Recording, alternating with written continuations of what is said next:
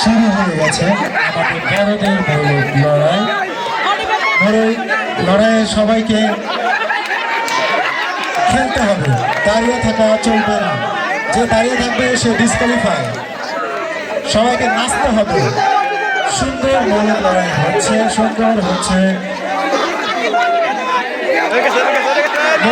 মোরকের মতো লড়াই করে যাচ্ছে, এখানে কোনো মুরগি নাই। হাত খুলে গেলে ডিসকোয়ালিফাই, হাত ছাড়া যাবে না।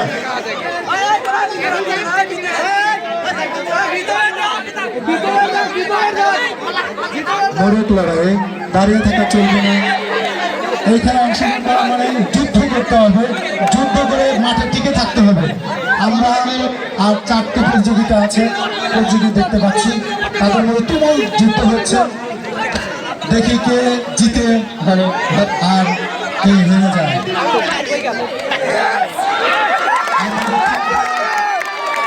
প্রতিযোগিতা আছে, ভাগ্যবান লাভ হবেন, কেউ দ্বিতীয় হবেন, কেউ তৃতীয়।